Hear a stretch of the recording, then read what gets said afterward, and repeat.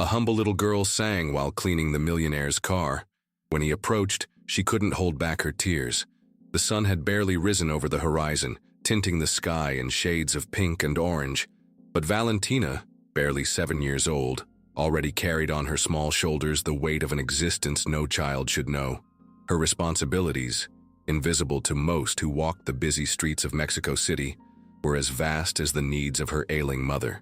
Every dawn would find her, washing her face with ice-cold water in a rusty sink, her tiny hands scrubbing the dirt with a determination beyond her years, while her mind already calculated the few cents she could scrape together that day for the medicine her mother desperately needed. The clothes she wore, thin jeans and a faded pink t-shirt that had long since lost its original color, were a constant reminder of her reality, a reality where luxury did not exist, and survival was the only priority. There was no time for breakfast or the carefree games of childhood. The murmur of "Mom, I'm leaving now" was her daily farewell to the room where her mother, Maria del Rosario, slept restlessly, her muffled cough breaking the silence of the precarious room, a sound that had become the soundtrack of Valentina's life, driving her to go out into the street every day with a tenacious and silent hope. Insurgent Street, a torrent of life and noise, was already bustling with activity when Valentina arrived at her office, the traffic light. Her plastic bucket filled with worn-out rags and a bottle of cheap lemon soap was her toolkit for braving the asphalt jungle. The cars that stopped at the red light were her clientele, each driver a chance to earn one more peso, one less peso to worry about, one step closer to alleviating her mother's suffering. The routine was exhausting, monotonous, but Valentina performed it with a discipline forged by necessity. She wiped the rags over the dirty windshields, her small arms stretching to reach every corner, while her mind ran over the sums and subtractions of her day, the pesos earned, the pesos needed, always with the image of her mother in bed, struggling for every breath. The urgency in her heart drove her to keep going, to not give up, despite the tiredness and indifference of many who passed by her. She was a small warrior in a big and often cruel world, her bucket and rags her only weapons in her daily battle for survival. A gleaming, majestic, black Mustang stopped at the light, its shine a stark contrast to Valentina's dingy surroundings. The girl approached, but before she uttered her usual plea to clean the car, an unexpected impulse came over her. She began to hum an old, familiar melody, one of those her mother used to sing to her when laughter filled the small room, and grief wasn't a constant companion. The song, an echo of better times, flowed softly from her lips as she wiped the windshield, her eyes fixed on the windshield, oblivious to the impact her voice would have inside the vehicle. The melody, a mix of nostalgia and melancholy, was a fragment of her soul exposed to the world, a secret solace she shared only with her mother, and now, with a stranger in a luxury car. It was a song that spoke of love, loss, and the fragility of life, and in that moment, it became an unexpected bridge between two completely different worlds. Inside the Mustang, Joaquin Ferrer, a successful businessman with a seemingly complete life, felt as if an invisible punch had hit him in the stomach. He knew that song, that very particular melody. It was the same one his mother used to sing to him when he was a child in Guadalajara, before fate swept them into the whirlwind of the United States in search of a better future. He rolled down the window, his eyes fixed on Valentina's small figure. Her eyes were large and expressive, filled with a wisdom that belied her age, and her hands, though small, moved with astonishing skill. "What's the name of that song?" he asked, his voice resonating with an urgency that surprised even himself. Valentina looked at him suspiciously. Adults in expensive cars didn't usually ask questions, they just gave tips or drove off without paying, often with a look of contempt. Joaquin's question was an anomaly, a small crack in her daily routine, and she, accustomed to the coldness of the world, didn't know how to react, remaining alert for any sign of danger or deception. "I don't know the name. My mom taught it to me," Valentina replied, her voice barely a whisper while her eyes assessed Joaquin, searching for any sign of hidden agenda. A lump formed in Joaquin's throat. It had been 2 years since he returned from Houston to take over the family business in Mexico. 2 years trying to reconnect with his roots, with a past that felt increasingly distant. And now, an unknown girl, a simple window cleaner, was singing him his childhood song, a melody he thought was lost forever in the recesses of his memory. "Why are you working so early? Where are your parents?" The questions tumbled out of her mouth without thinking, driven by a mixture of curiosity and a strange familiarity she couldn't explain. Valentina stopped cleaning, her small frame straightened, and she stared at him. In his eyes, a seriousness beyond his years was unmistakable, an expression that revealed a life of toughness and precocious maturity, a life in which innocent questions often hid judgments or selfish intentions. "My dad doesn't exist, and if I don't work, my mom will die." Valentina's words hit Joaquin like stones, each syllable resonating with a stark truth stripped of any drama. There was no self-pity in the girl's voice, only a statement of fact, an implacable reality that she accepted with astonishing resignation. The traffic light turned green, and impatient car horns began to blare, a raucous chorus demanding movement, but Joaquin couldn't move. He was paralyzed by the girl's revelation, by the brutal honesty of her existence. He took out a 50-peso bill and extended it to Valentina, hoping to see a spark of joy in her eyes, the excitement of a small win. But Valentina took it without euphoria, folding it carefully and tucking it into a secret pocket in her pants, a safe place for her treasure, her hard-earned money. "Thank you, sir," she whispered, her voice flat, devoid of any emotion. The horn honked insistently, and Joaquin, his mind still reeling, had to move forward. But he glanced in the rearview mirror. Valentina was already cleaning another car, humming the same song, that melody that would now haunt him, the melody he thought was lost forever. All day long, in his office with a panoramic view of bustling Mexico City, Joaquin couldn't concentrate. The numbers, the graphs, the projections his employees presented to him, everything dissolved into the persistent echo of that song, the melody of his childhood sung by an unknown girl. He wondered, tirelessly, where had such a young girl learned such an ancient, intimate melody, a song that only he and his mother knew? The question gnawed at him, but another concern compounded his worry. What illness could Valentina's mother have? And why would such a tiny child, barely 7 years old, carry such a weight on her shoulders, a burden that not even an adult should bear? The image of Valentina, with her small hands and large eyes, cleaning windshields in the sun, had been seared into his mind, challenging the tranquility of his comfortable life and awakening in him a restlessness he couldn't ignore. Her day was filled with meetings and phone calls, but her mind was on the traffic light, on the little girl who had revived a deep and painful memory. Leaving the office instead of taking his usual route toward the hills of Chapultepec, the exclusive neighborhood where he lived, Joaquin turned the wheel toward Insurgentes.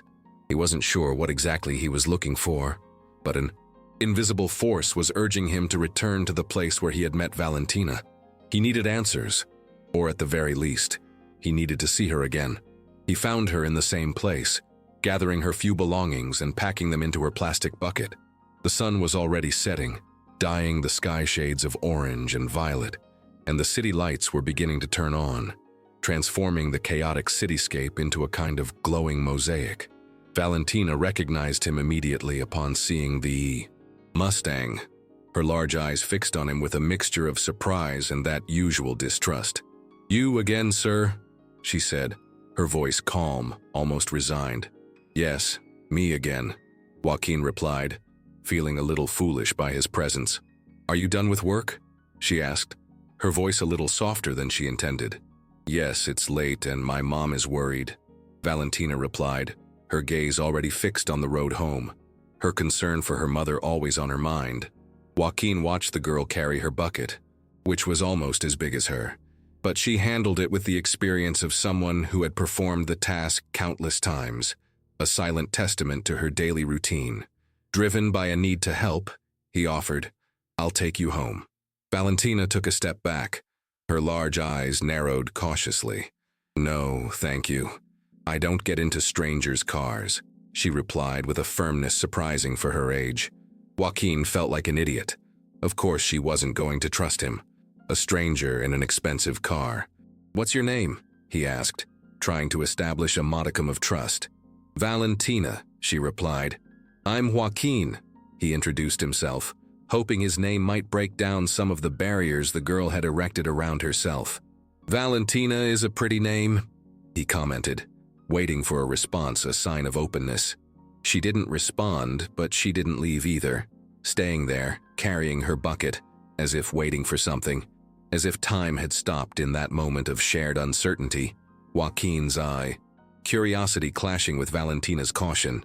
"That song you sang, did your mom tell you where she learned it?" Joaquin asked, searching for a common thread, a connection that could explain this strange familiarity. For the first time, Valentina's eyes lit up, a spark of emotion breaking through her usually serious expression. "He says her boyfriend sang it to her a long time ago, before I was born," she replied, her words revealing a fragment of a past unknown to Joaquin. "He says she was very pretty, but she had to leave." Joaquin's world reeled.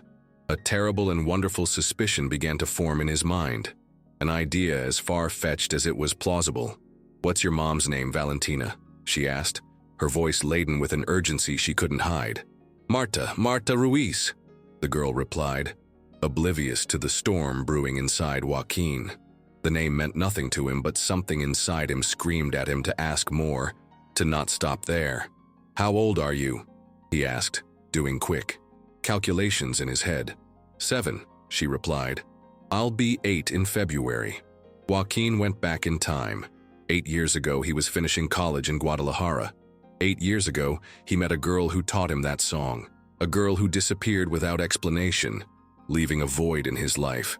"Valentina, does your mom have another name, a different last name?" Joaquin asked, hope and fear mixing in his voice.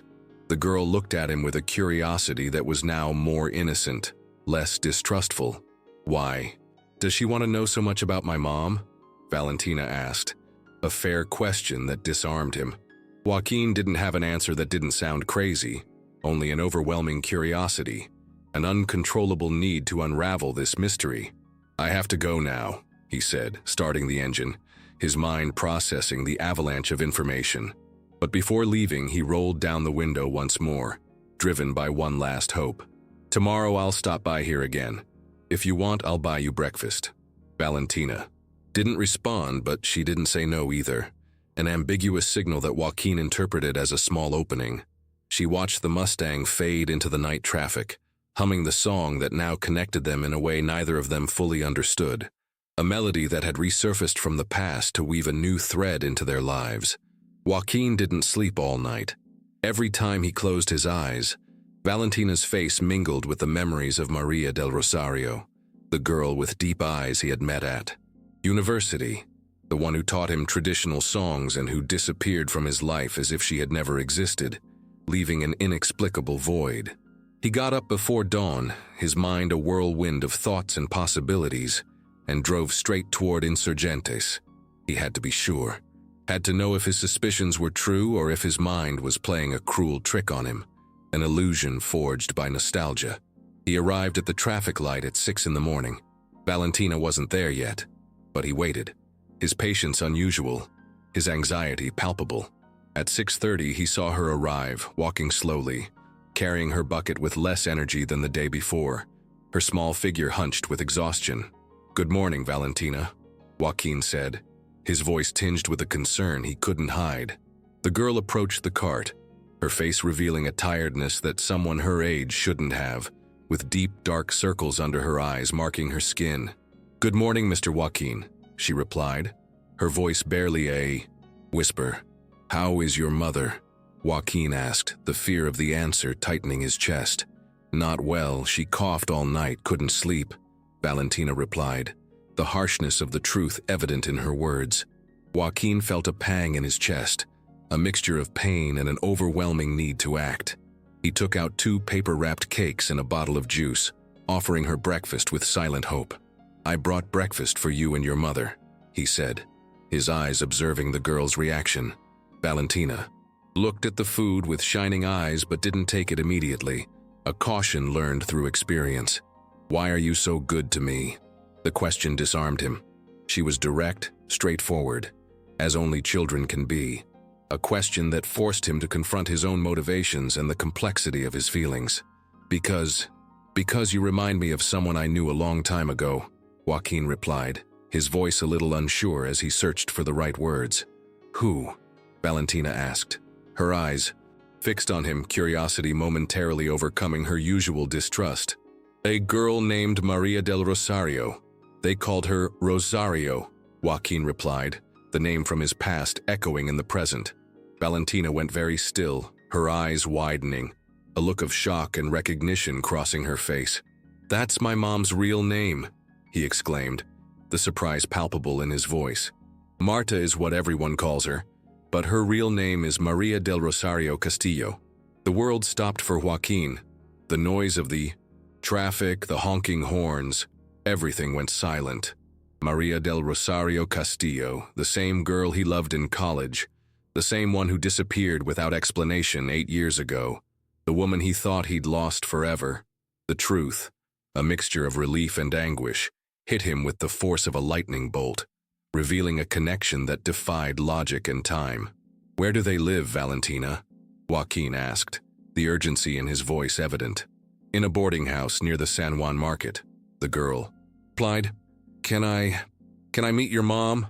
Valentina hesitated, biting her lower lip, a gesture Joaquin found painfully familiar, an echo of Maria del Rosario. She doesn't receive visitors, she said, her voice low. She says she doesn't want people to see her like this. Joaquin felt a pang of sadness at Maria del Rosario's condition. Tell her Joaquin Ferrer wants to see her, she insisted, a tinge of determination in her voice. Joaquin from Guadalajara. The girl nodded slowly, ate her breakfast and drove away without cleaning another car, her mind evidently occupied with the news. Joaquin followed her at a distance, keeping a block away, watching her walk through narrow streets, dodging street vendors, until they reached a 2-story building that looked like it was about to collapse, a dilapidated boarding house that contrasted drastically with the image he had of Maria del Rosario. He parked his car and waited, his heart pounding with a mixture of anticipation and nervousness, every second feeling like an eternity. An hour later, Valentina came running out of the building, her small figure a whirlwind of excitement. My mom says to come up, room 7, 2nd floor, she announced, her eyes shining with a mixture of curiosity and the hope for something new. Joaquin's heart pounded so hard he thought it would burst out of his chest. He took the stairs 2 at a time, the hallway smelling of dampness and stale food, each step bringing him closer to a truth that had been hidden for so long. He knocked on the door of room 7.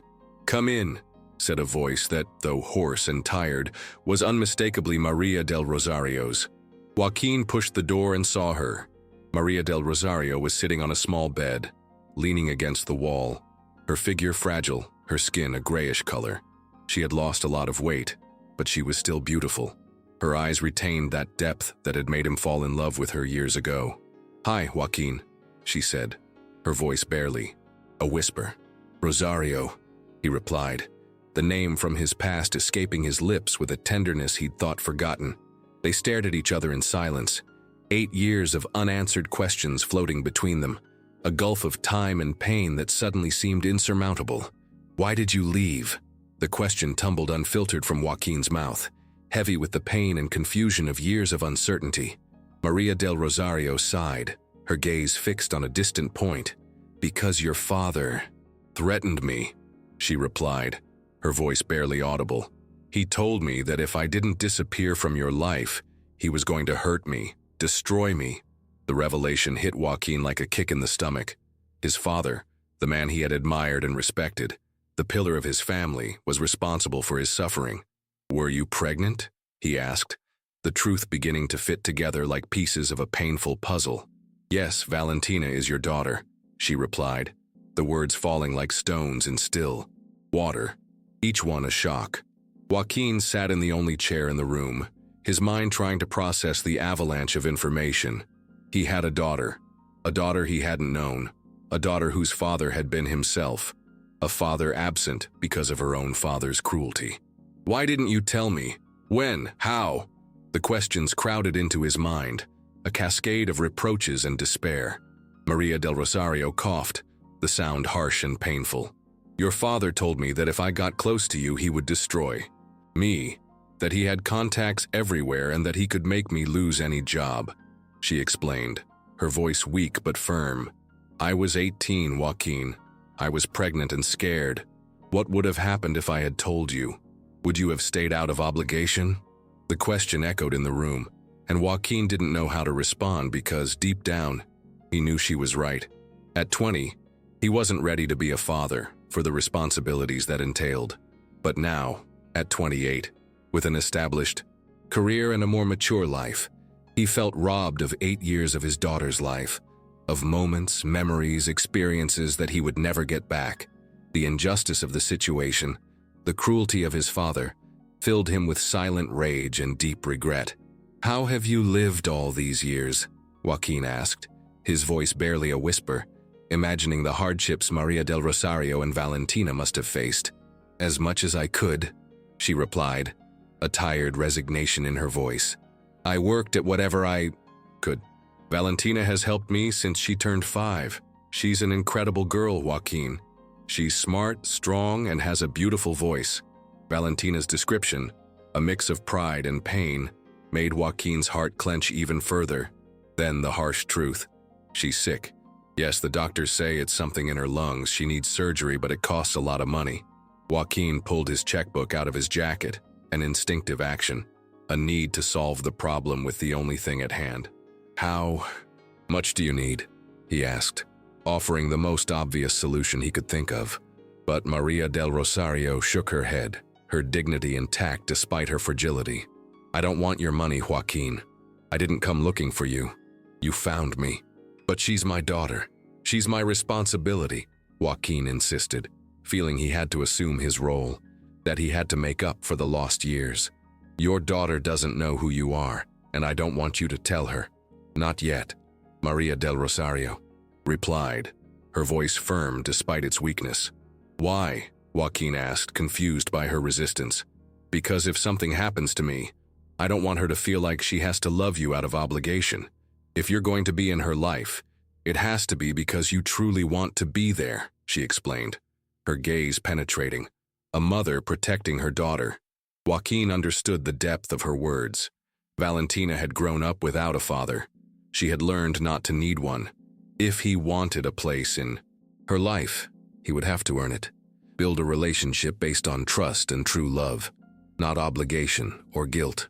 Can I visit them? He asked, ready to start from scratch. You can try, but respect her timing. She's a distrustful girl, replied Maria del Rosario. A small opening Joaquin wasn't about to waste. He nodded, stood up to leave, but stopped in the doorway. Rosario, I'm sorry. I'm sorry I wasn't here.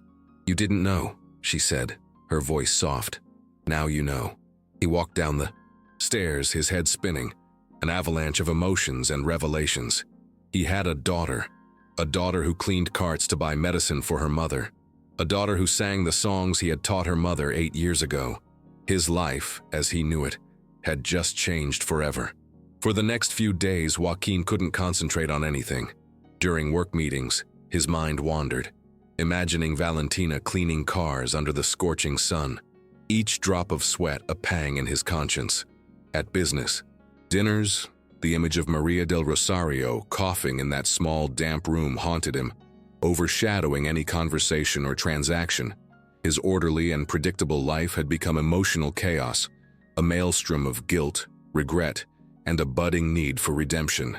He decided to hire a private investigator, an urgent need to learn more details about Maria del Rosario's medical situation, to understand the severity of her condition. The results hit him like a punch in the stomach. She had advanced pulmonary fibrosis. Without proper treatment, she had only months to live. The news took his breath away. A sense of desperate urgency took hold. There was no time to waste. Every day that passed was one less day to act. On Friday morning, with the news weighing heavily on his heart, Joaquin returned to the traffic light on Insurgentes. Valentina was there, but she looked thinner than before, her figure even more fragile. Her movements were slower. She had lost the energy that characterized her, a spark that once shone in her eyes. "How is your mom?" Joaquin asked, the fear of the answer evident in his voice. Worse, Valentina replied, her voice muffled. They had to take her to the hospital last night. She came back this morning, but she can't get out of bed. Joaquin felt a desperate urgency, an overwhelming need to act, to do something before it was too late. He couldn't wait any longer, couldn't allow Maria del Rosario to die without him doing something. Valentina needed to know the truth, needed to understand the connection that bound them.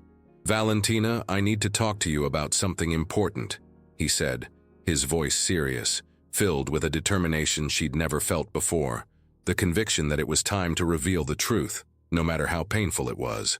The girl stopped cleaning the windshield, her large eyes fixed on Joaquin with unusual attention, sensing the gravity in his tone. "About what?" she asked, her voice a whisper of curiosity and a hint of fear. "About your mom and me," Joaquin replied, the weight of the impending words hanging in the air. "Many years ago, before you were born, I knew your mom. We were very close friends." Valentina's expression changed, a spark of recognition shining in her eyes.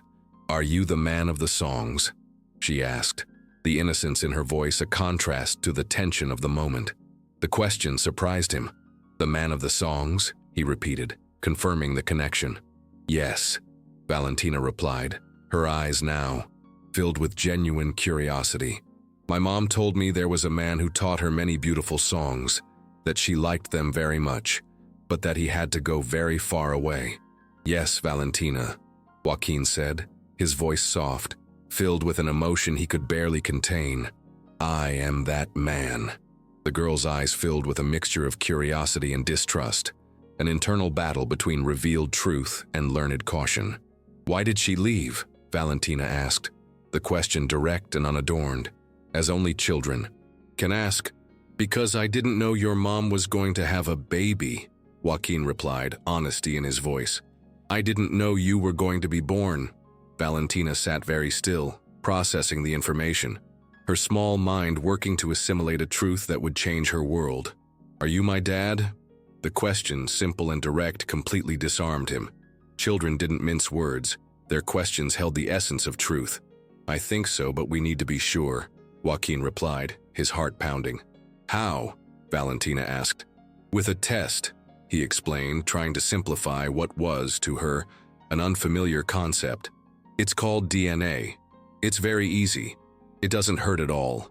Valentina bit her lip. That gesture, that echo of her mother, became evident. "And if it's true that he's my dad, what will happen?" "I don't know, Valentina," Joaquin answered sincerely. "We decide that together, you, your mom, and I."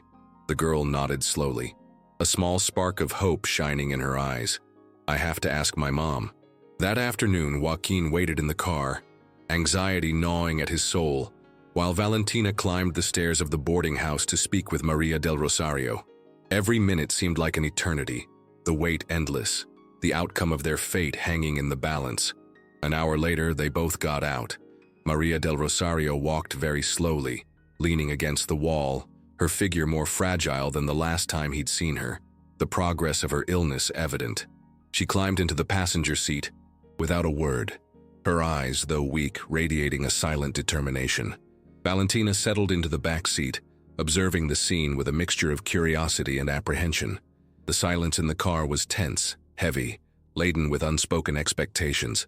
"Take us to the Santa Maria Clinic," Maria del Rosario finally said, her voice barely a whisper, but with a firmness that surprised Joaquin. The DNA test was quick and simple. A swab on Joaquin's cheek, another on Valentina's. The results would be ready in 3 days. 3 days that would feel like an eternity. Back at the boarding house, Maria del Rosario asked Joaquin to accompany her to her room. Valentina stayed playing in the courtyard with other children, oblivious to the crucial conversation that was about to take place. "If the test confirms what we already know, what do you plan to do?" Maria del Rosario asked him, her gaze fixed on him, assessing his sincerity. "Help both of you, with your treatment, with Valentina, with whatever you need," Joaquin replied determinedly, his voice heavy with the need to repair the past. "It's not that easy, Joaquin. Valentina doesn't know you. To her, you're a stranger who appeared out of nowhere," she retorted, her voice soft but firm. "I understand, but I have the right to try to be her father." Joaquin insisted, a twinge of frustration in his voice. Maria del Rosario coughed violently, a coughing fit that left her breathless. When she was able to speak, her voice sounded weaker, almost a whisper. Do you know why I didn't look for you all these years? Not just because your dad threatened me, but also because I knew you. I knew that if I had told you I was pregnant, you would have stayed with me out of obligation, not love. And I didn't want that for either of us. That's not fair, Joaquin retorted, frustration growing in his chest. You didn't give me the chance to choose. Maria del Rosario looked at him, her eyes, though tired, reflecting a deep wisdom. You were 20 years old, Joaquin. You were going to study for your master's degree in the United States. You had your whole life ahead of you. Are you really going to tell me that you wouldn't have felt trapped? Joaquin remained silent, because he knew she was right. At that point in his life, immature and with big plans, the news of a child would have been an immense burden, an interruption to his ambitions. But I'm different now, he said, his voice softer. I'm 28 years old. I have a stable business, I have resources. And you have a daughter who doesn't know you, and who has learned to live without a father. Maria del Rosario interrupted, her voice heavy with harsh reality. What do you want me to do? Walk away? Joaquin asked, the fear of losing his daughter again creeping into his voice. I want you to understand that if you're going to be in her life, it has to be to stay, Maria del Rosario replied, her voice firm. Valentina has suffered enough. I can't allow someone else to come along and abandon her. I won't abandon her, Joaquin promised, determination in his voice. That's what you say now, she retorted, a bitter truth in her words. But when you see how difficult it is to be the parent of a traumatized child, when you realize it's not like in the movies, what are you going to do? Maria del Rosario was right, and he knew it. Being a father wasn't just about giving money or buying gifts. It was about being there during difficult times, being patient, building trust day by day, a long and arduous process. Give me a chance, she asked, her voice full of pleading. The test will tell us the truth. If it confirms that you are her father, we'll take things step by step, but with my rules. Which rules? Joaquin asked, sensing he was in an important negotiation. First, you don't tell her you're her father until I authorize it, Maria del Rosario said, her voice unwavering. Second, if you decide to step away, you do so once and for all. Third, you respect my decisions about her education and upbringing. Joaquin nodded. Although some of the conditions seemed too strict, the need to be present in his daughter's life outweighed any objections. And what about you? He asked, his concern for her evident. Are you going to let me help you with your treatment? First the exam, then we'll see, replied Maria del Rosario, her voice tired but determined. 3 days later, the doctor called with the results, a call Joaquin answered. With trembling hands, his heart pounding so hard it echoed in his ears. Mr. Ferrer, I regret to inform you that the results are positive, said the voice on the other end of the line. There is a 99.9% probability that you are the minor's biological father. Joaquin hung up the phone, his mind blank, his body motionless. He sat in his office, staring out the window at the bustle of the city that now seemed so distant. It was official. Valentina was his daughter. The news, although expected, hit him with the force of a revelation. Now began the hardest part, the real challenge, learning to be her father, to build a relationship that had been stolen by fate and the decisions of others. His life, which once seemed complete, now had a much deeper purpose, a responsibility that filled him with a mixture of fear and an overwhelming sense of hope. Joaquin arrived at the boarding house with the exam results in a manila folder, his hands trembling slightly as he knocked on the door of room 7. Maria del Rosario was waiting for him, sitting on the bed, her figure even more fragile with Valentina at her side, doing homework in a lined notebook, oblivious to the momentous news that was about to change their lives. The results are in, Joaquin announced, his voice a little tense. Valentina looked up from her numbers, her large expressive eyes observing him with a mixture of curiosity and nervousness, sensing the gravity of the moment. And what do they say? Maria del Rosario asked, her voice a whisper heavy with anticipation. That I'm his father. The words fell in the small room like stones in a pond, creating ripples of surprise and emotion. Valentina remained very still, her pencil hovering over her notebook, her mind processing the information.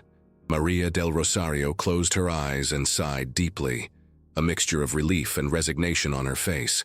"Does that mean I won't be alone anymore?" Valentina asked in a very small voice, a question that broke Joaquin's heart, revealing the profound loneliness he had experienced in his short life.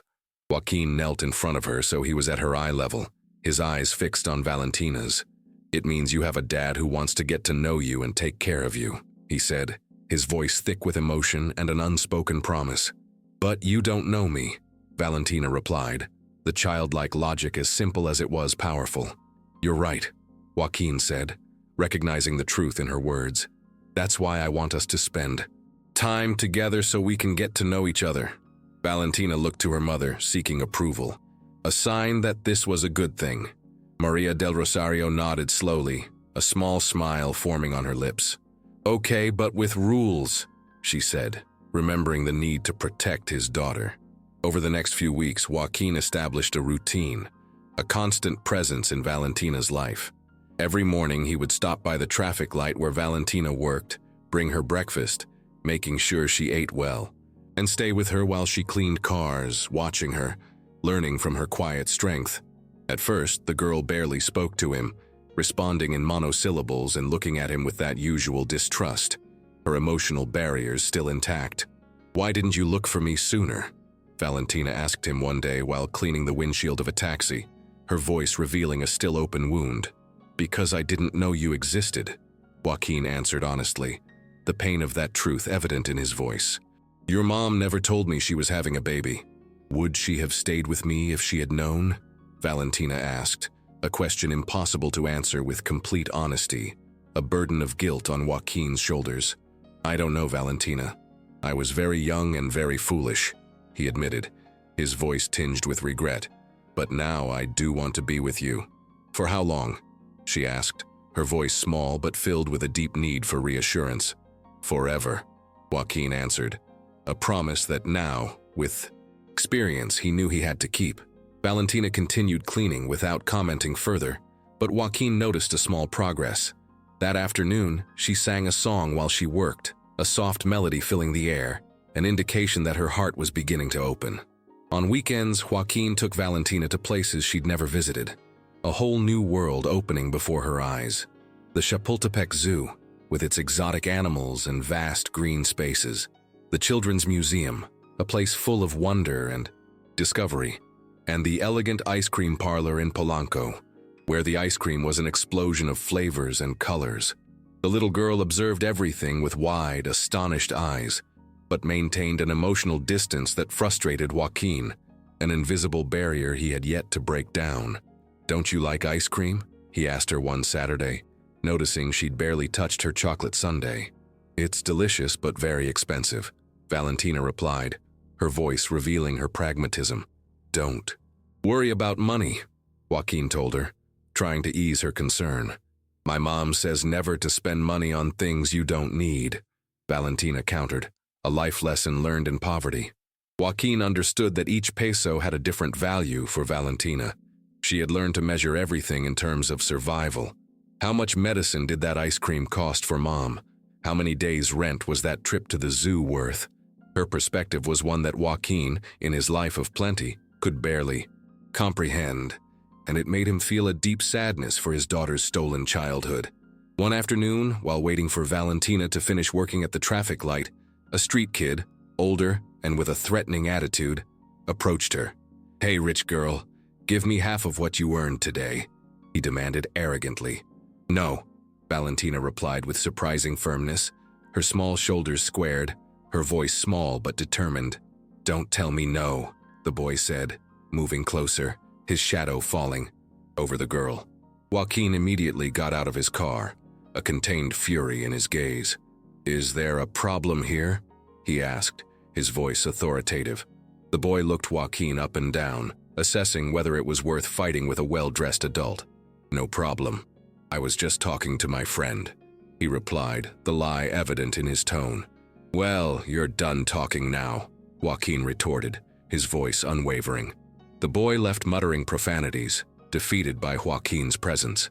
Valentina gathered her things without saying anything, her face impassive. "Do they bother you often?" Joaquin asked, concern evident in his voice. "Sometimes, but I already know how to handle them," Valentina replied, an answer that broke her heart. "You shouldn't have to know that, Valentina. You're 7, almost 8, he corrected her, a pang of pain for her stolen childhood. "And my mom says that's life, that you have to be strong," Valentina retorted, a life philosophy forged in adversity. That evening, Joaquin spoke with Maria del Rosario about the incident at the traffic light, indignation evident in his voice. "She can't keep working on the street," he told her. "It's dangerous. It's no place for a little girl." Maria del Rosario coughed, her voice weak but firm. "And what are we going to live on?" she asked, the harsh reality of their situation echoing in the room. "My disability pension isn't even enough to cover the rent." "I can help them," Joaquin offered, a solution that seemed obvious to him. "I already told you I don't want your money," Maria del Rosario replied, his pride intact. "It's not my money, it's my responsibility." "She's my daughter," Joaquin insisted, the weight of his duty evident in his voice. "Your daughter doesn't know you, Joaquin. To her, you're still a stranger who shows up every now and then with gifts," Maria del Rosario retorted, her words a painful truth that frustrated Joaquin. He wanted to be a present father, but he didn't know how to break the barrier Valentina had built around him, a barrier forged by years of abandonment and mistrust. "What do I have to do to make her trust me?" Joaquin asked, helplessness in his voice. "Time and patience, a lot of patience," Maria del Rosario replied, a lesson Joaquin would have to learn. One morning, Joaquin arrived at the traffic light and couldn't find Valentina, a pang of panic running through his body. He ran to the boarding house, taking the stairs 2 at a time, his heart pounding, sensing the worst. The door to room 7 was open. Inside, a Red Cross ambulance was treating Maria del Rosario, who was breathing heavily, each breath a struggle. "What happened?" Joaquin asked desperately, fear freezing him. "Respiratory crisis," the paramedic explained. "We have to take her to the hospital." Valentina was standing in a corner of the room, her eyes wide with terror, her small frame trembling. It was the first time Joaquin had seen her completely vulnerable, stripped of her usual strength. "Can I come with you?" she asked the paramedic, the need to be with them evident in her voice. "Is she familiar?" the paramedic asked, his gaze questioning. Joaquin looked at Valentina, who nodded slightly, a small gesture of permission.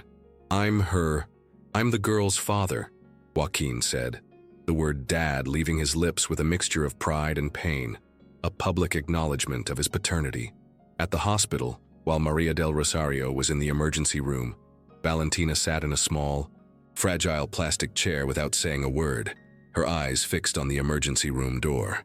Joaquin sat beside her, holding out his hand, offering comfort. "She's going to be okay," he told her, though he wasn't sure it was true, the uncertainty weighing heavily on him. "What if not? What if she dies?" Valentina asked, her voice small and trembling. It was the first time she had shown him her real fears, the vulnerability of her heart.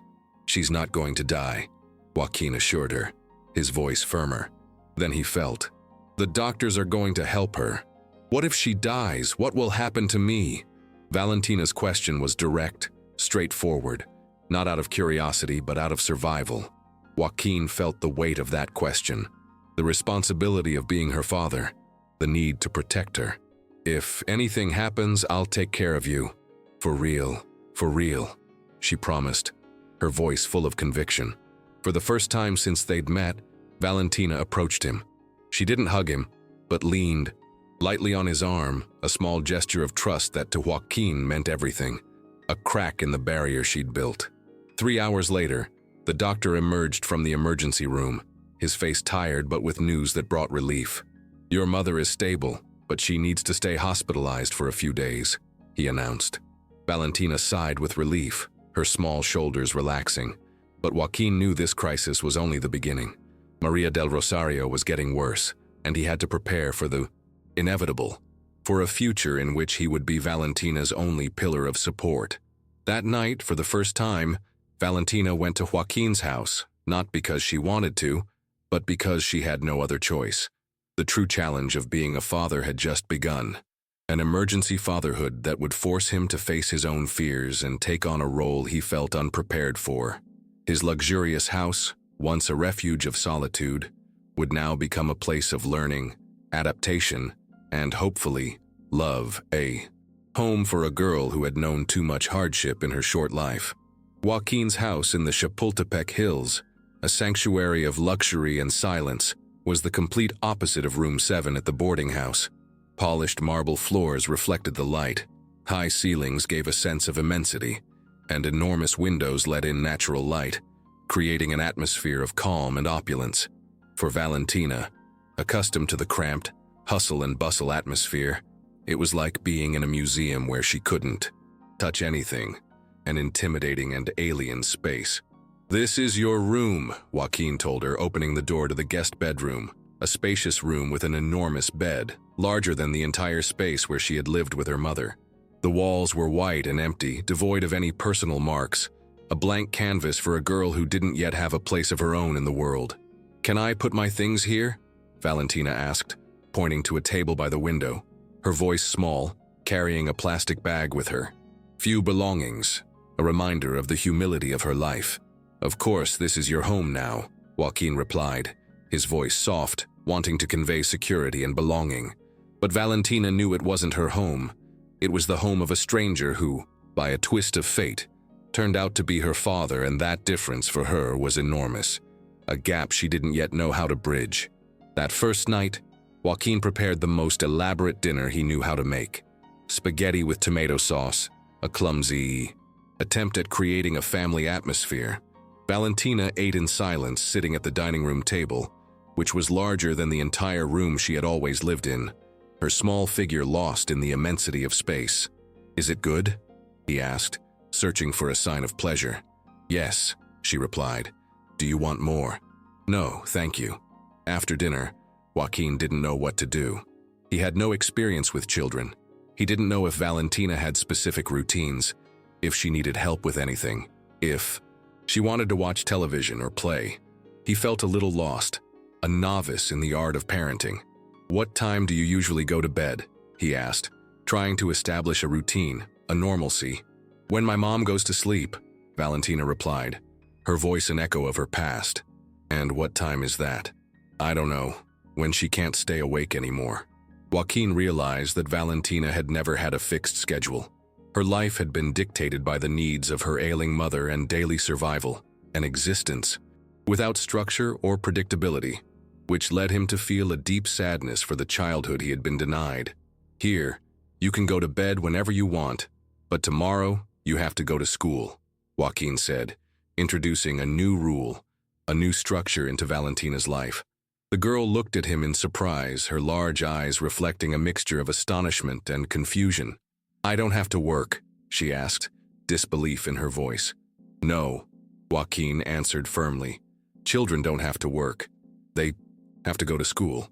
"But what about the money for my mom's medicine?" Valentina asked, concern for her mother always on her mind, a priority that had shaped her life. "I'll take care of that," Joaquin assured her, trying to ease her burden.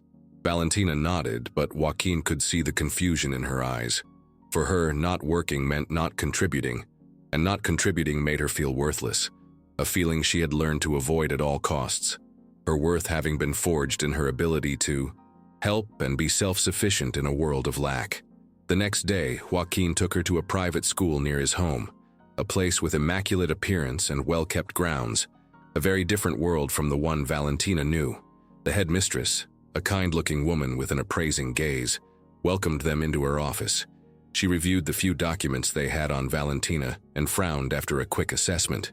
"The girl is considerably behind academically," she said, her voice professional but direct. "She's in second grade, but her reading level is at first grade." "What does that mean?" Joaquin asked, feeling a pang of concern for his daughter. "That she's going to need extra classes to catch up," the headmistress replied. Valentina listened to the conversation in silence, her small figure shrinking in her chair, embarrassed, feeling like she was being judged, her own deficiencies exposed. "Don't worry," the headmistress told Valentina with a condescending smile. "Here, we'll help. You make up for lost time." In the car on the way home, Valentina said nothing, her silence heavy until finally, in a barely audible voice, she asked, "Am I stupid?" The question broke Joaquin's heart, revealing the fragility of his self-esteem. "What? No, of course not," he replied firmly. "The lady said I'm behind. Being behind in school doesn't mean being stupid," Joaquin explained, trying to find the right words to comfort her. "It means you've been busy with other, more important things." "Like what?" Valentina asked, her large eyes fixed on him. "Like taking care of your mom, like working to buy medicine, like being brave every day," Joaquin replied, his voice heavy with admiration and deep respect for his daughter. Valentina didn't reply, but Joaquin saw that his words had comforted her a little, a small spark of relief on her face, an acknowledgement of her strength. The first few days at school were difficult for Valentina. She would return home quietly, sit in her room, and do her homework without asking for help, her silence an impenetrable barrier. Joaquin would try to ask her about her day, but she answered in monosyllables, her words sparse, her emotions hidden. "How was it?" he would ask. "Good," she would reply. "Did you make any friends?" "No." "Are the teachers nice to you?" "Yes." One afternoon, Joaquin found Valentina crying in her room. She had a math test in front of her, with a big red number. 4. "What happened?" he asked, his voice soft, approaching her cautiously. "I'm bad at math," Valentina sobbed. "The other kids already know how to multiply and I barely know how to add." Frustration and embarrassment were evident in her small voice. Joaquin sat on the bed next to her, his heart sinking at the sight of her suffering. "Do you know how much change is for 50 pesos if you buy something that costs 35? Joaquin asked, searching for a way to connect with her reality. 15 pesos, Valentina replied, her voice still shaky but with the practical logic she had developed on the street. "And if you buy 2 things for 35 pesos each," Joaquin continued. 70 pesos, she said, her voice a little firmer. "See?" Joaquin said, smiling. "You do know math, you just don't know the fancy names they use at school." That night, Joaquin helped her with her homework, discovering that Valentina was very smart, but that her intelligence was practical, acquired on the street and in daily survival. She knew how to calculate percentages because she had learned to haggle, to negotiate prices to stretch every cent. She knew geography because she had walked all over the city looking for work, orienting herself by the sounds and smells of the city. His knowledge did not come from books, but from experience, from necessity, which made him even more admirable. On weekends, they visited Maria del Rosario in the hospital, a ritual that became increasingly difficult. Each visit was more painful than the last. Maria del Rosario was thinner, paler, breathing more labored, her struggle with the illness ever more evident. "How's school going?" she asked Valentina during one such visit, her voice weak but full of interest. "Fine, Joaquin helps me with my homework," Valentina replied. It was the first time Valentina had ever called him by his first name instead of Sir, a small change, but significant to Joaquin. Maria del Rosario noticed the change and gave Joaquin a meaningful look, a sign of approval, an acknowledgement of the progress they were making. "Do you like living in his house?" she asked Valentina. The girl shrugged, her expression a little doubtful. "It's fine, it's very big. Sometimes it scares me at night." "Why does it scare you?" Joaquin asked, surprised by her response. "Because it's very quiet. Here at the hospital or at the boarding house, it's always noisy. Over there you can't hear a thing." Joaquin understood. Valentina had grown up in small, noisy spaces, surrounded by people. Her large, quiet house must have felt like an empty and lonely place, an overwhelming contrast to the life she was used to, and a sign that there were still many adjustments to be made. That night, when they returned home, Joaquin played soft music in the living room, an attempt to break the silence that made Valentina uncomfortable. It wasn't much, but at least it created a more welcoming, less desolate atmosphere. "Is it better this way?" he asked. Valentina nodded, a small smile forming on her lips. For the first time since living there, she sat in the living room instead of going straight to her bedroom, a small step forward in the construction of their relationship. Little by little, they both began to adapt. Joaquin learned that Valentina needed simple, clear routines, a structure that gave her security in a world that had previously been chaotic. Valentina learned that living in a big house didn't mean she had to behave like she was in a museum, that she could relax, that this space, though vast, could be a home. But they both knew this situation was temporary. Maria del Rosario's condition was getting worse, and soon they would have to face a reality that neither of them wanted to accept, an inescapable truth that loomed over them like a shadow. Joaquin's emergency parenthood had begun, but the real test was yet to come, the moment of facing loss and building an uncertain future. The call came at 3 in the morning, a shrill sound that cut through the night silence and woke Joaquin with a start. He ran to the phone, his heart pounding, instinctively knowing it was bad news, fear freezing his blood. "Mr. Ferrer, this is Dr. Hernandez from the General Hospital," said a voice on the other end of the line, its tone grave and professional. "I regret to inform you that Mrs. Maria del Rosario Castillo passed away an hour ago." The words pierced his chest like knives, a pang of pain and resignation. He knew this moment would come. He had prepared for it, but he wasn't ready for the harsh reality of having to tell Valentina, of shattering his daughter's innocence with the brutality of death. He walked to the girl's room, his steps slow and heavy, each one an agony. He found her asleep, her face relaxed and her hands folded under her cheek, looking so small and innocent, so unaware of the tragedy looming over her. Joaquin didn't have the courage to wake her. There would be time to suffer when she opened her eyes, time to face the cruel reality of loss. At 7 in the morning, Valentina got up as usual, went down to breakfast in her pajamas, and sat in her usual spot at the dining room table, her routine a mask of normality. "Are we going to see my mom today?" she asked, her large eyes looking at Joaquin with innocent anticipation. Joaquin sat across from her, his hands shaking slightly, the weight of the news overwhelming him. "Valentina, I have to tell you something very difficult," he said, his voice barely a whisper, laden with a sadness he couldn't hide. The little girl's eyes widened. She knew immediately something bad had happened, childlike intuition picking up on the atmosphere of grief. Your mom went to heaven last night." Valentina stayed very still, her face impassive. She didn't cry, didn't scream, didn't make a sound. She simply stared into her bowl of cereal, her eyes fixed on the horizon. "Did she die?" she asked, her voice a barely audible thread. "Yes, my love, he's dead. He's not coming back." "No, he's not coming back," Valentina repeated, nodding slowly as if she'd been waiting for this news for a long time, a resignation that chilled Joaquin's blood. "Can I go to my room?" she asked. "Sure," he replied. She got up from the table and walked slowly up the stairs.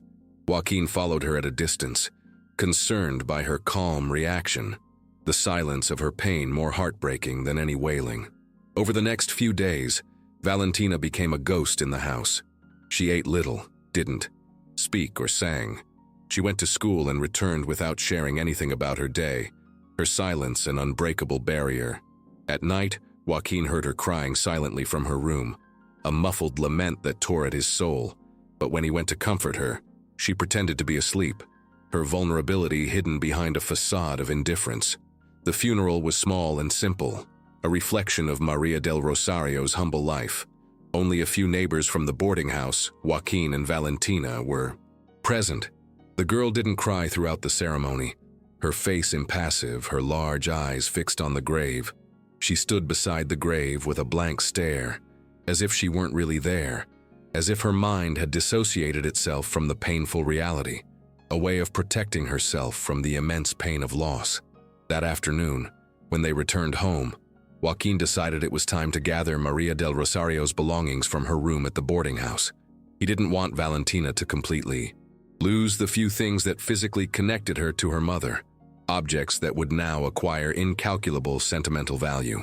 "Do you want to come with me to pick up your mom's things?" he asked, offering him the chance to participate in that painful ritual. "Yes," Valentina replied, her voice barely a whisper. Room 7 felt strangely empty without Maria del Rosario's presence, an echo of her absence floating in the air. Her few belongings fit into 2 small boxes, some worn clothes, some old photos that depicted a happier past, some books, and a thick notebook covered in blue fabric. Valentina immediately took the notebook, her eyes fixed on it, an instant connection to a forgotten treasure. "This is the notebook of my mom's songs," she said, her voice heavy with barely contained emotion. She opened it carefully, as if it contained a sacred secret. The notebook's pages were filled with handwritten lyrics, in Maria del Rosario's careful and elegant calligraphy, each word a testament to her life and her passions. They were traditional Mexican songs, some Joaquin recognized from his youth, melodies that transported him to a distant past. "Look," Valentina said, pointing to a page, her small finger pointing to a notation. "It says your name here." Joaquin leaned closer to see. Sure enough, next to a song titled October Moon, was written, "Joaquin taught me this song in the park in Guadalajara, 2017. They continued flipping through the notebook, and there were more. References to him on several pages, small fragments of a love he thought was forgotten. "We sang this one together. Joaquin played the guitar when I sang this one. Our favorite song." Maria del Rosario's words, a posthumous letter of her love, revealed a story Joaquin had never known. On the last pages of the notebook, Maria del Rosario's handwriting looked shakier, as if it had been written during her last days in the hospital, each word an effort, a testament to her love for her daughter. "What does it say here?" Valentina asked, pointing to a page with the faintest handwriting. Joaquin read aloud, his voice trembling with emotion. "To me, Valentina, your voice is light, my love. For all these years, I've saved these songs for you. Each one has a story. Each one holds a piece of my heart. Now that I won't be with you anymore, I want you to know that music is what makes us stay, even when we're gone. Sing, my girl. Sing always." Valentina listened in silence, her eyes fixed on the words, absorbing her mother's final message. Then she turned the page and found something that surprised them both. It was a song written by 4 hands. The first verse was written by Joaquin, the second by Maria del Rosario. It was called Promise to Stay. "You wrote this song together?" Valentina asked, surprise in her voice. "Yes," Joaquin replied, a pang of nostalgia in his heart. "A long time ago. We wrote it one night in the park when your mom told me she wanted me to promise her I'd never leave." "And I promised?" Valentina asked, hope in her eyes. Joaquin felt a lump form in his throat. "I promised," he said, his voice barely a whisper. "But then I left anyway." Valentina continued reading the song, her mother's words echoing in the small room. "It says here, I promise to stay until the stars go out. I promise to sing to you when you're afraid. I promise to be the place where you can always return." The words echoed in the silent room, an echo of a broken promise. Joaquin remembered that night in Guadalajara, when he and Maria del Rosario were just children in love, who believed love could overcome any obstacle, an innocence that now felt so far away. On the last page of the notebook, there was a letter addressed to Valentina. "My love, if you're reading this, it means I'm no longer with you," Joaquin read, his voice choked with emotion. "Don't be sad. I'll always be in the songs I taught you. Joaquin is a good man, even though he was lost for a long time. Give him a chance. You don't have to call him Dad if you don't want to, but let him be with you. We all need someone to stay. I love you, my girl. Take care of your voice. It's the most beautiful thing you have." Valentina closed the notebook and hugged it to her chest, a priceless treasure that contained the essence of her mother and the story of her origin. "Can I take it?" she asked, her voice barely a whisper. "Sure, it's yours," Joaquin replied, knowing the object's importance to her. They returned home in silence, each immersed in their own thoughts and emotions. That night, for the first time since his mother's death, Joaquin heard Valentina's voice. She wasn't singing happily as before, not the carefree tune she used to hum while cleaning cars. She was singing softly, sadly, a melancholic melody, but she was singing, and that was a sign of hope, a step toward healing. He approached her bedroom door and heard her singing Promise to Stay, the song he and Maria del Rosario had written together years before. It was as if the three voices united in that melody. His, Maria del Rosario's, and Valentina's. Past, present, and future connected by music. An unbreakable bond that united them. For the first time since learning he was a father, Joaquin felt like he was truly a part of his daughter's life.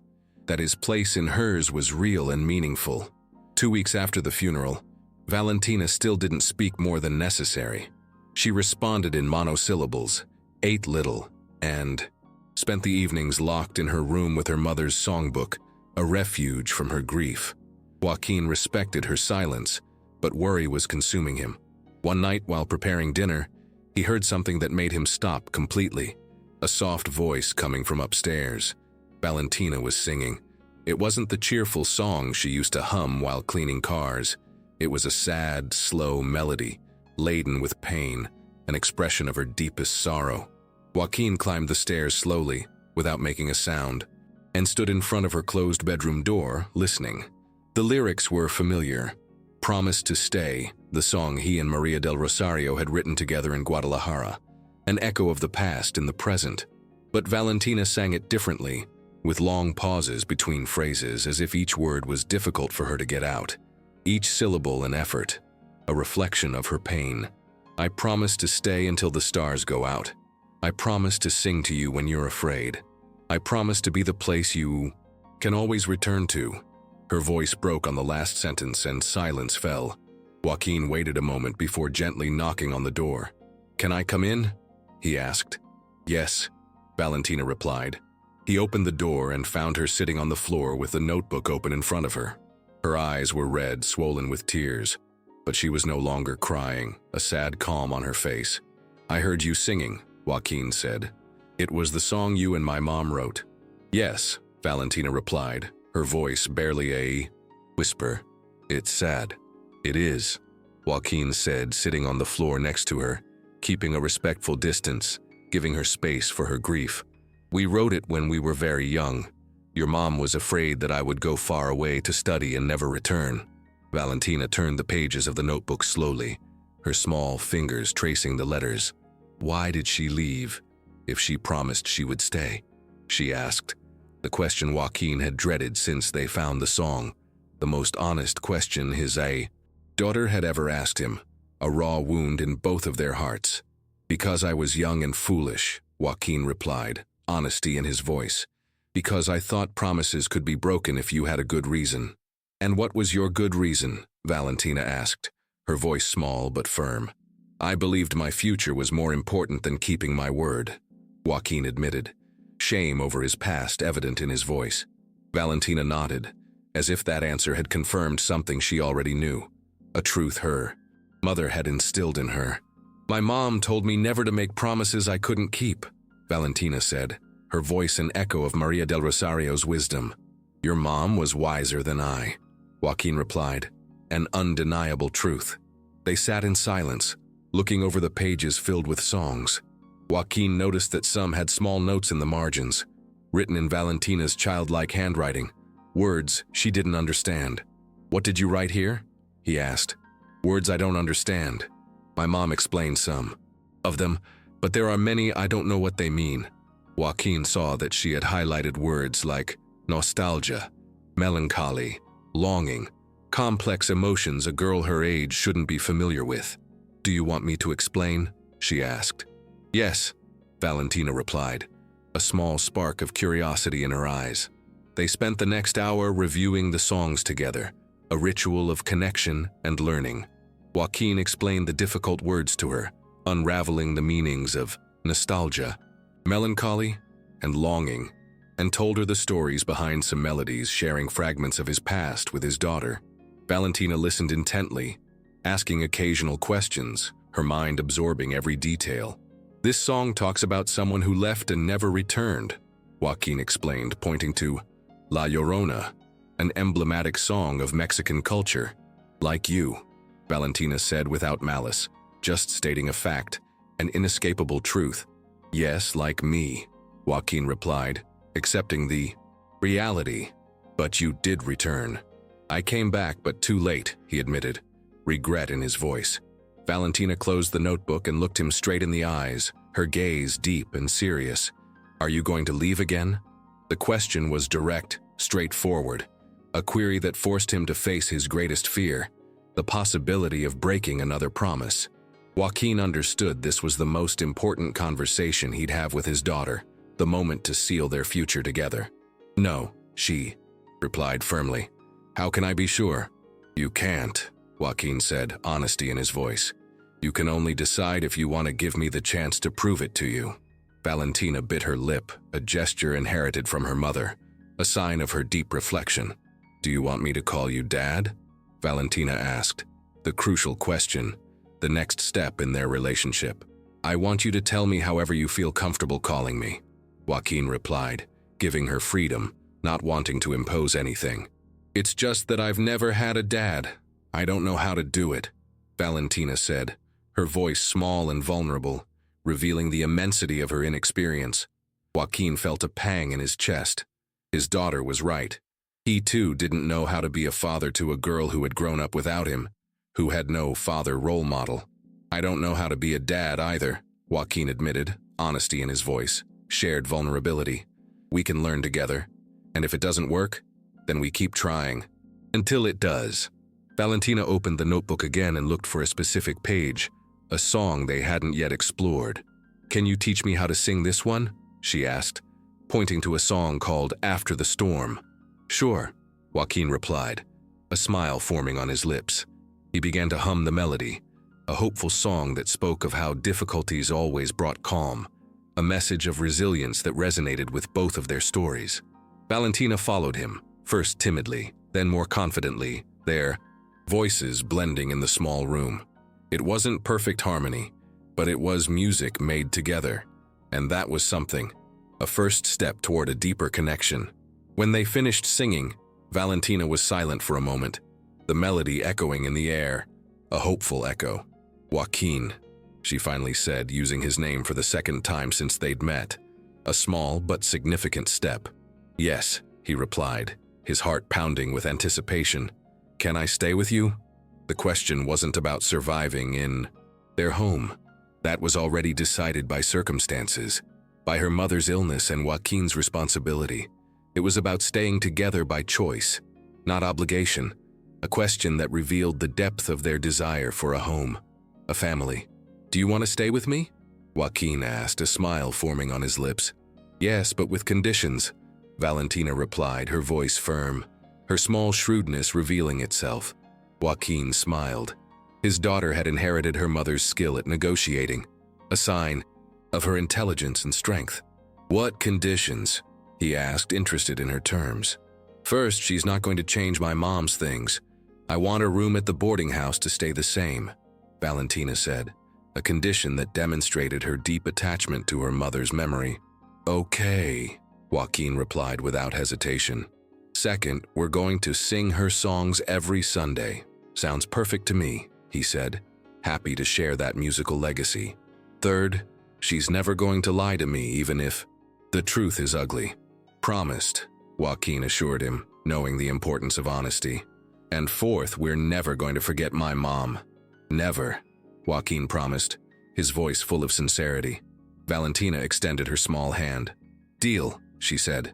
Joaquin shook her hand, sealing the agreement. Deal. For the first time since Maria del Rosario's death, Valentina smiled. It wasn't a big or joyful smile, but it was genuine. A smile of peace, of certainty. Can I ask you something else? She asked. Anything you want. Can you teach me how to play the guitar? My mom told me you knew how to play. I'd love to teach you, Joaquin replied, his heart filled with joy. That night, Valentina slept clutching her mother's songbook, a treasure that now represented not only the past, but also a future full of promise. But for the first time in weeks, she didn't cry, her sleep peaceful, without the silent tears that had marked her nights. In the next room, Joaquin also slept more peacefully. He knew there was still a long way to go, many difficult conversations, and a lot of patience to build that relationship. But for the first time, he felt he truly had a daughter, and that she truly wanted a father. Music, that common thread that had united their lives, had brought them together, and music would help them build a family, a melody of love and redemption. The promise to stay now was a promise for both of them, a solid foundation on which to build a future together. 3 months after Maria del Rosario's death, Joaquin received a call that filled him with panic, an abrupt sound that broke the relative calm of his new routine. It was the owner of the boarding house where Valentina and her mother had lived, and his voice, though formal, conveyed an unusual urgency. "Mr. Ferrer, I'm sorry to bother you, but I have to inform you that they're going to demolish the building next week," the man said. "I need you to come remove anything that was left in room 7. Joaquin hung up, the phone with shaking hands, his mind a whirlwind of worry. He hadn't said anything to Valentina about the demolition because he had hoped to find a solution, a way to preserve that last physical link with his mother.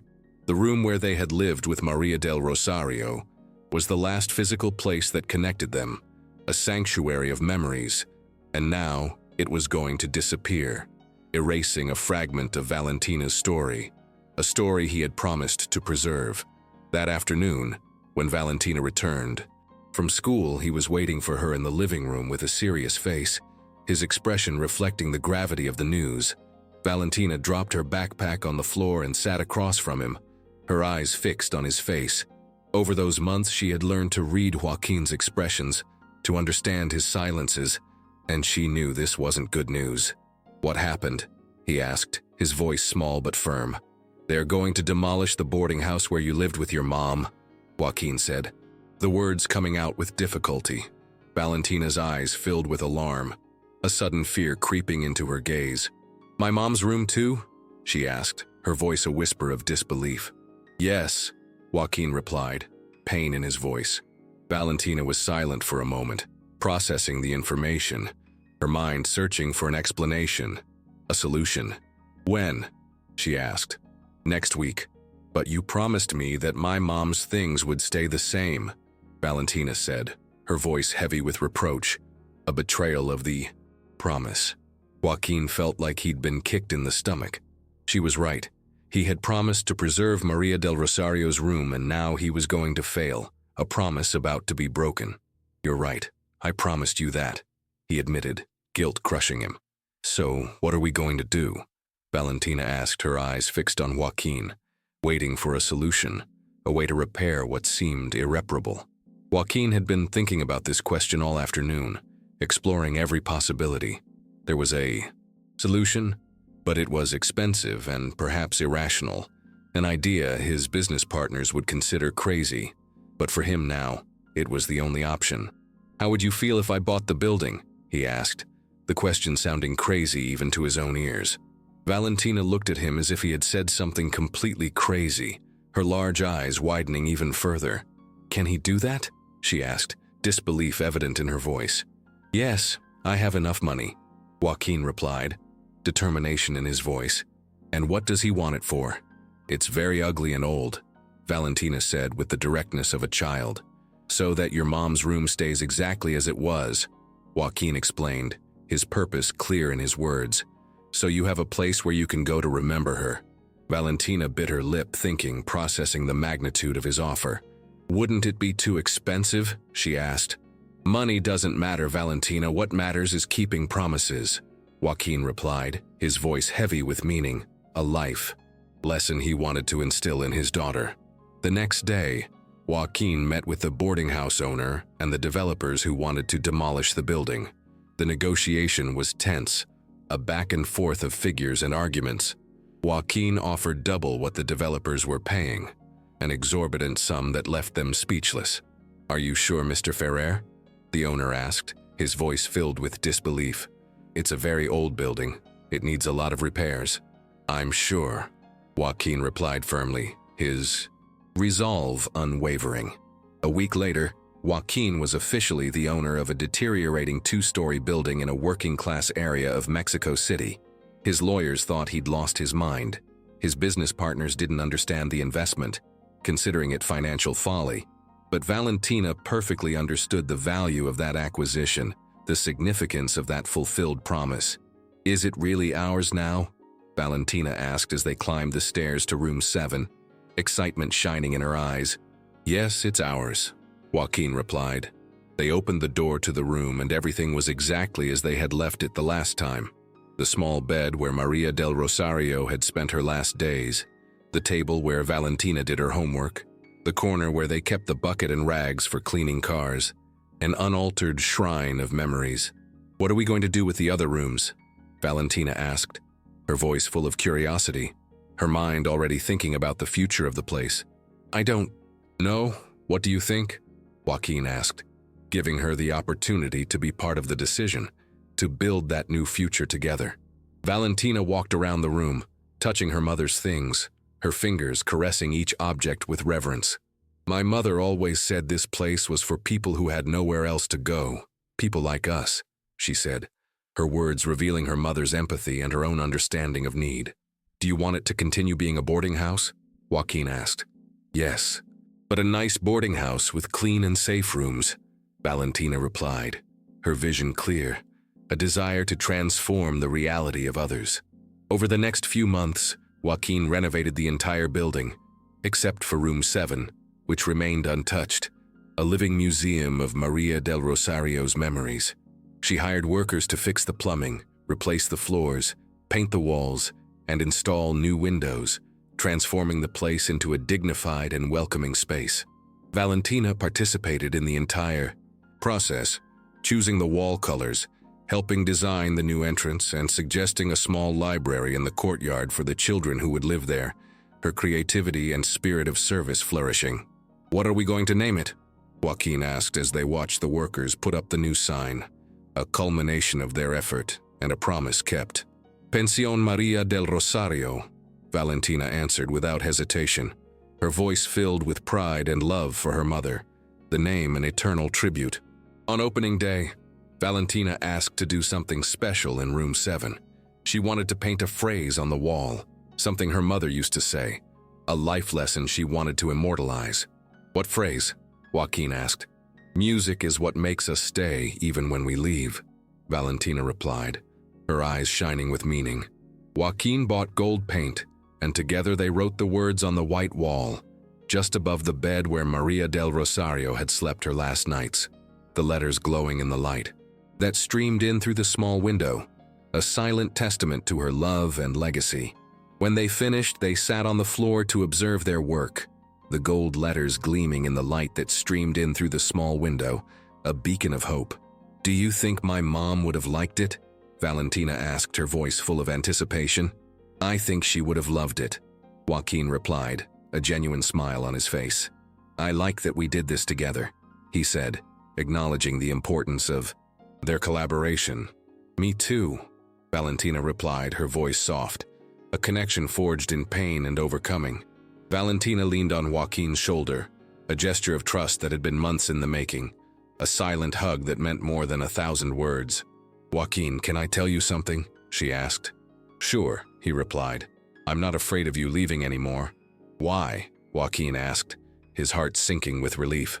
"Because someone who buys an entire building just to keep a promise isn't going to leave easily," Valentina replied, her logic simple but compelling, a sign of her trust in him. Joaquin smiled and kissed her on the head, a gesture of fatherly love. "You're right. I'm not going to leave," he promised. That afternoon, before returning home, Valentina sang a song in room 7. It wasn't a sad goodbye, but a song of thanks, her voice filling the small space and escaping through the window to the street, a melody of hope. The boarding house's new tenants heard it from their rooms, their faces reflecting surprise and curiosity. The children in the yard stopped playing to listen, captivated by Valentina's sweet voice. It was as if Valentina's music was blessing the place, promising that this would continue to be a home for those in need, a sanctuary of hope and resilience. As they left the building, Joaquin saw the new sign, Pensión Maria del Rosario. Beneath it, in smaller letters, was a phrase Valentina had insisted on adding, a place where music lives. For the first time since he'd been reunited with Maria del Rosario, Joaquin felt he'd done something completely right. He hadn't just kept a promise, he'd created a legacy, and most importantly, he'd learned that being a father wasn't just about giving money or protection, but about honoring the memory of those who had cared for his daughter before him, about building a bridge between the past and the future. an unbreakable bond forged in love and overcoming. 6 months after opening the Maria del Rosario boarding house, Valentina had changed in ways Joaquin never imagined possible. She was no longer the silent, distrustful girl who cleaned cars at the traffic light, her small, fragile figure a stark contrast to the harshness of her life. Nor was she the frightened little girl who had come to his house after her mother's death, her eyes full of terror and her heart closed. She had become someone new, an 8-year-old who knew exactly who she was and where she came from, a strong and confident young woman. School was no longer a place where she felt behind. Her grades had improved considerably, and she had made 2 friends who came to our house on weekends. Joaquin listened to them sing together in the garden and realized that Valentina had inherited not only her mother's voice, but also her ability to make others feel included, to create a space of joy and belonging. One Friday afternoon, Valentina came running home from school with a piece of paper in her hand, her eyes shining with excitement. "Joaquin, look, this!" she exclaimed, handing him the sheet. It was an invitation to participate in the school talent festival, an annual event where students showcase their skills. Valentina had been selected to represent her group in the singing category, a recognition of her natural talent. "Do you want to participate?" Joaquin asked her, a smile forming on his lips.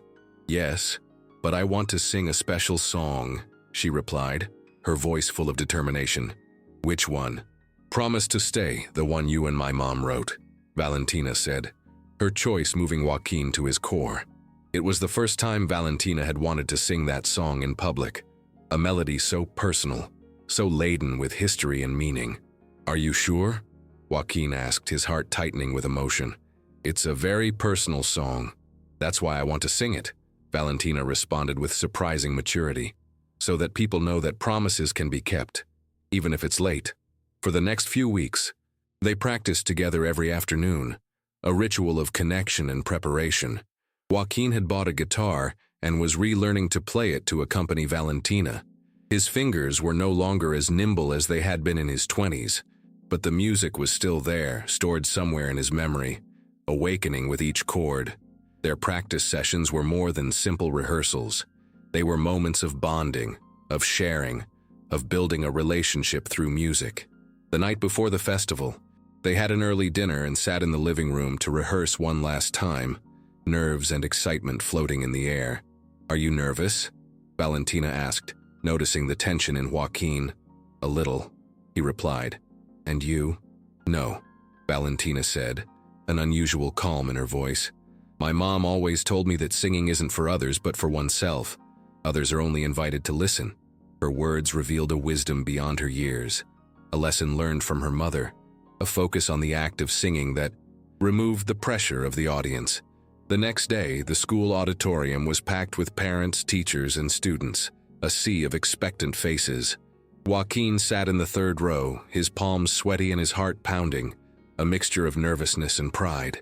He'd attended business presentations in front of hundreds of people, without feeling half the nerves he felt now. His daughter's performance was a much bigger, much more personal event. When Valentina's name was announced, she walked onto the stage with confident steps, her small figure exuding a confidence that astonished Joaquin. She wore a blue dress that had been specially purchased for the occasion, and her hair was braided, her appearance flawless. In her hands, she carried her mother's songbook, a talisman that connected her to her heritage. She approached the microphone and spoke in a clear, resonant voice, without a hint of fear. "My mom and dad wrote this song many years ago," Valentina said, her words filling the auditorium. "It's called Promise to Stay, and it talks about how sometimes people leave, but when they come back, they truly stay forever." The audience fell silent, moved by her words, the story implicit in her performance. Joaquin took the stage with his guitar, sat in a chair next to Valentina, and began playing the first chords of Promise to Stay. Valentina's voice filled the space. It wasn't technically perfect. It didn't have the polish of a professional singer, but it had something that no singing class could teach: truth. She sang every word as if she had lived it, every phrase as if it were a personal confession, an expression of her soul. "I promise to stay until the stars go out. I promise to sing to you when you're afraid. I promise to be the place where you can always return." Joaquin accompanied her on guitar, but also with his voice in some parts. Their voices blended in a way that sounded natural, as if they had been singing together all their lives. A harmony, forged in love and overcoming. When they finished, the audience erupted in applause, a chorus of recognition and admiration. But Valentina didn't smile with the euphoria typical of a girl who had just triumphed. Instead, she looked up at Joaquin and gave him a small nod of recognition, a gesture worth more than any ovation. It wasn't a celebration, it was mutual respect, a tacit understanding between father and daughter. They walked off the stage together. Several people approached to congratulate them, but Joaquin paid attention only to Valentina, who remained calm but satisfied. Her mission accomplished. "How are you feeling?" he asked her when they finally made it out of the group of admirers. "Good," she replied. "I think my mom heard me." "I'm sure she did," Joaquin said, his heart swelling with pride. As they walked toward the car, Valentina asked him something that surprised him, a question that would seal their bond forever. "Can I start calling you Daddy?" Valentina asked, her voice small but filled with deep intention. Joaquin stopped in the middle of the parking lot, his mind processing the magnitude of those words. "Do you want to?" he asked, his voice thick with emotion. "Yes," she replied, "but not because I feel obligated, because I already know you're staying." "How do you know?" Joaquin asked, wanting to understand the source of her confidence. "Because someone who learns to play guitar again just to accompany their daughter on a song isn't going anywhere," Valentina replied, her logic simple but profound, a truth that had freed her from her fears. Joaquin knelt in front of her so he was at her eye level, his eyes filling with tears. "You're right. I'm not going anywhere," he promised, his voice choked with emotion. "Then can I?" Valentina asked, a spark of joy in her eyes. "I'd love for you to call me Dad," Joaquin said, his voice barely a whisper. Valentina smiled for the first time all day, not a smile of explosive joy, but a smile of peace, of certainty, of having found her place in the world. "Let's go home, Dad," she said, the word Dad echoing in the air, a melody of a new beginning. As they drove home, Joaquin thought about all the road they'd traveled, the journey that had brought him to this moment. A year ago, he was a successful but empty businessman, his life a purposeless routine, having left his unresolved past behind, unaware of the truth about his daughter. Today, he was the father of an extraordinary girl who had taught him that it's never too late to keep a promise, to heal old wounds, to build a future based on love and truth. Valentina fell asleep in the back seat, clutching her mother's songbook, a treasure that held the melodies of her past, present, and future. In the rearview mirror, Joaquin saw her relaxed face and knew that she too had found her place in the world, a place of safety, love, and belonging. They were no longer two strangers united by circumstance, by a DNA test and by a terminal illness. They were a family, built with patience, with music, and with kept promises, an unbreakable bond forged in pain and overcoming difficulties. And that night, for the first time in 8 years, Joaquin slept without regrets about the past, without the weight of guilt, and without fear of the future, only with the certainty that he was finally exactly where he was meant to be, by his daughter's side, building a legacy of love and hope. The melody of her new life resonated in his heart, a symphony of gratitude and fulfillment, the beginning of a new chapter. This moving and profound story is a testament to the human capacity for self-preservation and the unbreakable strength of familial love. It reminds us that it is never too late to keep our promises, to repair past mistakes, and to build meaningful bonds. Joaquin and Valentina's journey, permeated by the melody of an old song, demonstrates how music can be a connecting thread that reconnects souls and allows family ties to be reborn, even after years of separation. The shocking twists and turns in the plot, from the discovery of paternity to the decision to purchase the boarding house, keep the listener captivated, demonstrating that real life, with its complexities and challenges, offers second chances that demand genuine effort and unwavering dedication.